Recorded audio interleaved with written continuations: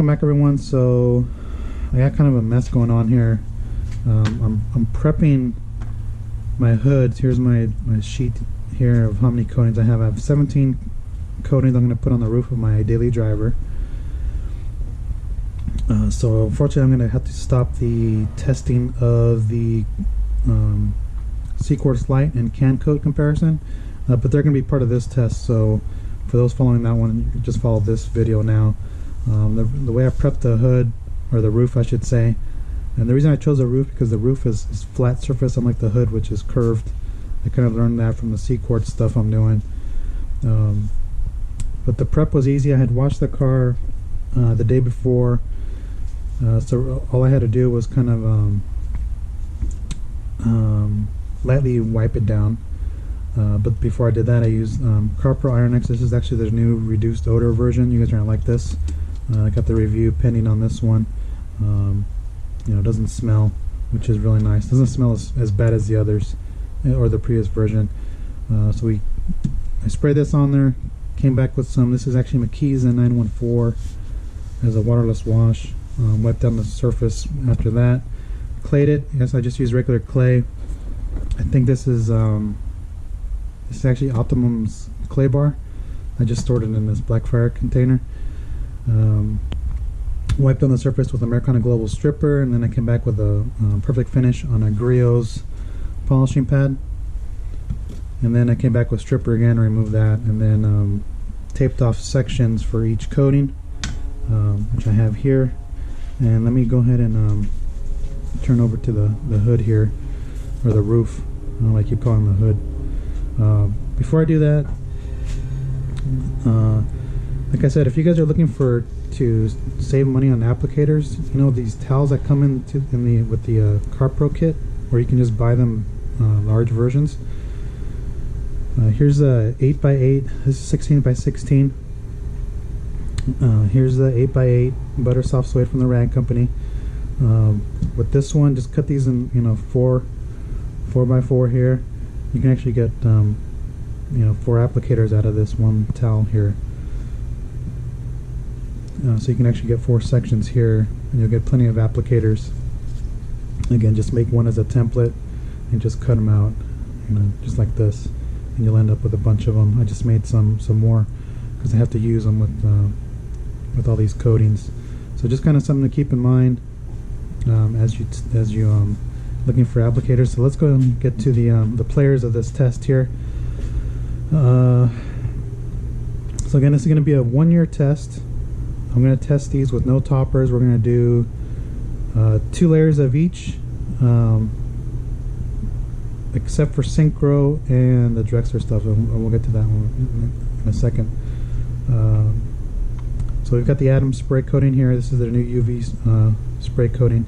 I've actually already put down 1 coat of each one, except for Moe's and can coat, which I already kind of finished those sides. And I'm going to go ahead and finish the rest of them. So we got the Adams UV spray coating right here, and all the light versions of the coatings are going to be in the front, so we'll test them out. And here's C-Quartz Light again, and can coat's going to be on that side. Here we've got the Adams UV paint coating. We've got C-Quartz UK 3.0. This is actually going to be my baseline coating, since I kind of like this one a lot, and it's performed for me very well. 18 months, holding up really well. So we'll kind of compare that to some of these, like to the SPS graphene coating. This is graphene, supposedly the next evolution of coatings.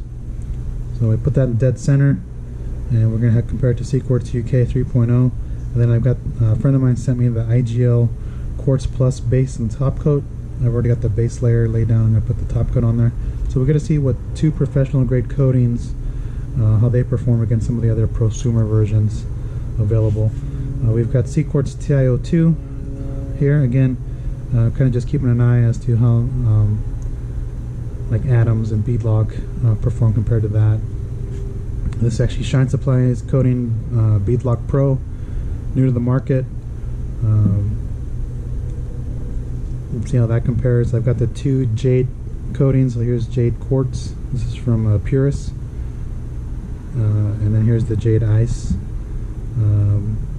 We've got the Drexler stuff. This is where it gets kind of tricky. So here we're going to do the base coat, top coat, the way it is, and then over here I'm just going to do just the base coat by itself, just to see how this performs without this in the long term. So that's what that. Let me walk over to the other side.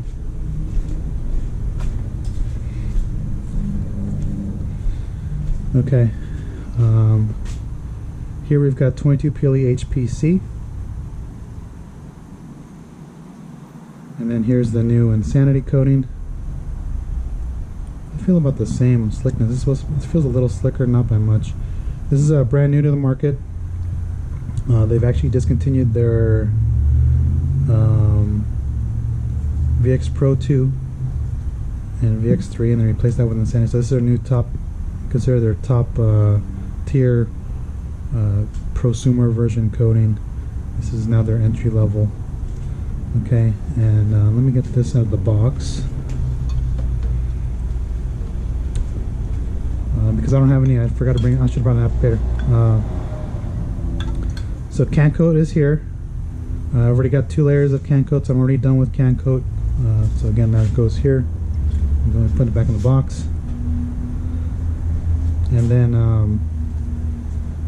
since I got this part of the synchro kit here, this is going to be pretty straightforward. This section here is going to be synchro.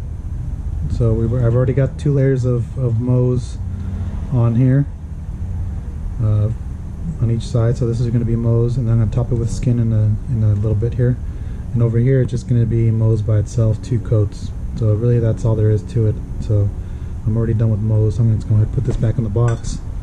So that's it for all the coatings.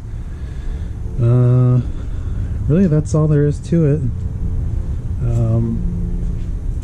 As far as update wise, we'll be doing quarterly updates, so 3 months, 6 months, 9 months, 12 months.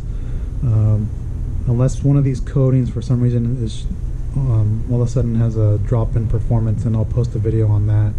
I'm not going to be doing weekly updates on this. You guys can ask me how they're doing, but I'm not going to be putting a video up every week. I think if this goes well, next year I'll do the same thing with different coating brands. You know, I was waiting for the McGuire's one to come out, but that won't be out till February. I didn't get G Technic Storm Light. I didn't get 3D, so you know we can save those for next year. And we'll see how they perform. Plus, we'll see what else is on the market by then. So really, that's it. And I think from like I said, when I test these out, no toppers, because of the way we're looking at it here, and I'll kind of just explain this real quick. So if I have the paint layer here, then I'm stacking a coating on top of it. Okay. A lot of people are saying is like, oh, you need to use the spray sealant or the maintenance product, or else the coating's not going to perform. If you read through the verbiage, it says it's recommended, not required, to use a maintenance product. So again, if I have my paint coating right here, and I put a topper on there, I'm now seeing the performance of the topper. So if I eliminate that topper, I see the performance of the coating itself. So I get to see the water behavior, the self-cleaning effect, the sheeting rate, and I can kind of see all that, whether it's going to spot or not. So really that's what I'm doing. It should be pretty straightforward. Like I said, I'll be providing updates on that. This is just to give you an idea. From an application standpoint, all of them applied real easy. For those of you who are afraid of starting out with the coating, look at the light stuff. These all are pretty easy. This Adams coating is real nice to work with. Seaquartz UK, again, I've used it many times, so I know how to use that. SPS is real nice to work with. You know, goes on, let it sit for just like 30 seconds or whatever, and wipe it off. Feels real nice. The Quartz Plus base, real nice to apply, kind of just like melted into the paint, real nice, but the base is real tacky. Seaquartz TI2, this is kind of sits on the back burner. If you guys haven't used this one, it's pretty nice, real slick. Look at that. You know, this Adams one's not bad, but it takes, you know, I thought this was a slick, but this one is really slick right now. Beadlock Pro, Real nice to work with. You know, easy to apply and wipe off. You know, you just let it sit there for a few, like 30 seconds to a minute. Jade ice, again, real easy to work with. Has a similar effect to IGL, where kind of just melt into the paint. Real cool. But this one real nice to work with. It feels pretty decent. Jade quartz. This one will fight you just a little bit. No, I don't mean real fight you like real hard, but you'll feel it against your towel when you're removing it. But you know, after that, it looks real good. Drexler stuff's easy to use. 22 PLE is easy to use. Geon, super easy to use. And then we got Can Coat, which is easy to use. So that's the test going forward. These are all the products. I'll be doing a write-up on the forum as well. So keep an eye out on that. And really, that's it. So thanks for watching. Stay tuned for part 2, which will be the first wash video to see the water behavior of each coating. And we'll get a baseline of how each one beads. We should see no beading on these areas, other than like I think some of the, like for Drexler, I pulled this up and just put one coat all the way through.